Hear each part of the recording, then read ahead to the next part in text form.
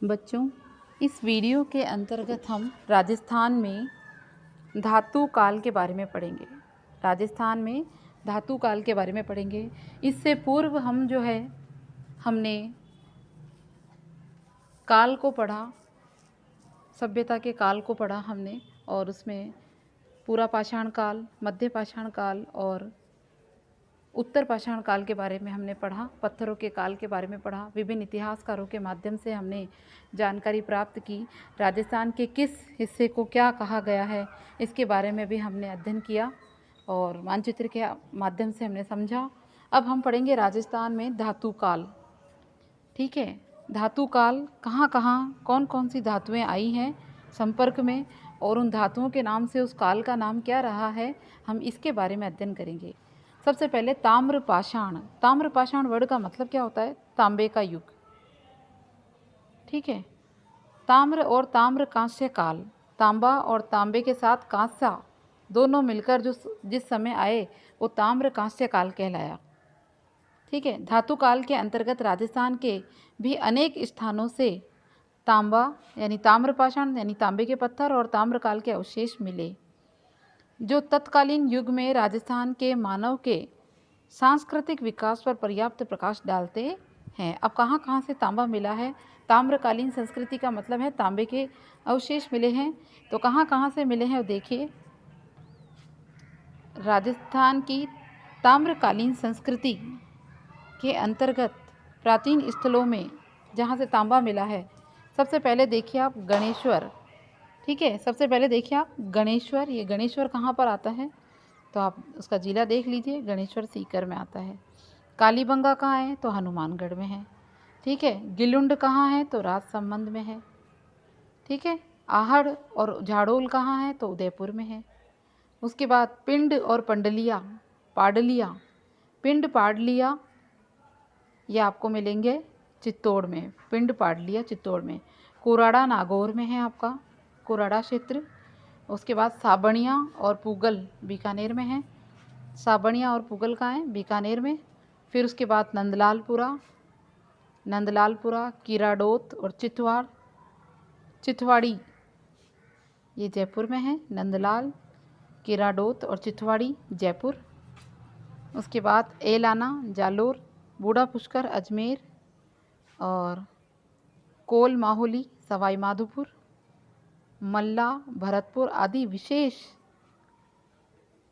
रूप से उल्लेखनीय है। तो इन सब जगहों पर तांबा मिला है और कहीं कहीं तांबे के साथ कांसा भी मिला है, इसलिए इसे ताम्रकालीन या ताम्रयुगीन संस्कृति नाम दिया गया है।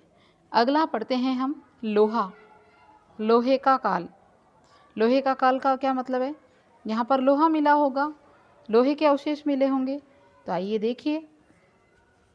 ताम्र और कांस्य काल के पश्चात, तांबा और कांसा दोनों के बाद में लोहे का ज्ञान और उसका प्रयोग मानव इतिहास की एक युगांतरकारी घटना है।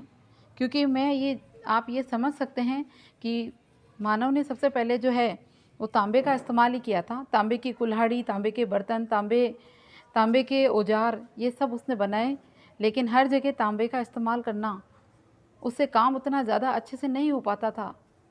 तो उसके बाद जब मानव के जीवन में लोहा आया, और लोहे का आना एक युगांतरकारी घटना इसलिए है क्योंकि जो काम तांबे से जल्दी से नहीं होते थे वो काम लोहे से आराम से होता था।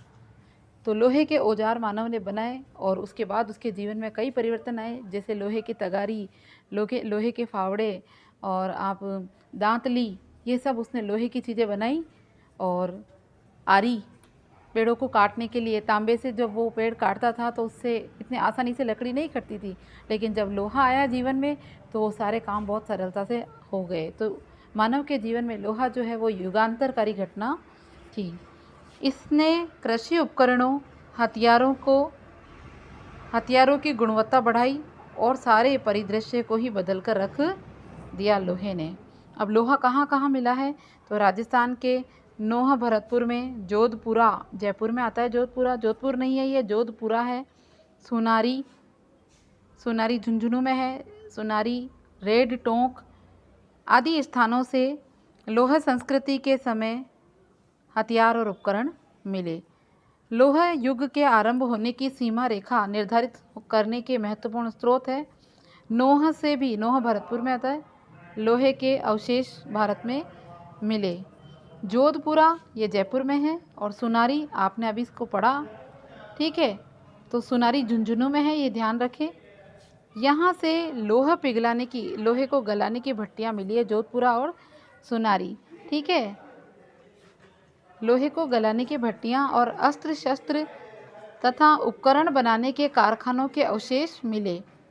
फिर आपका रेड टोंक में है, और रेड जो है इसके बारे में आप सुन लीजिए, क्योंकि इसका नाम क्या रखा गया है वो भी देखो।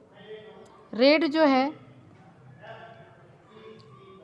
है वो आपका प्राचीन राजस्थान का टाटा नगर कहा गया है। रेड को प्राचीन राजस्थान का टाटा नगर किसको कहा गया?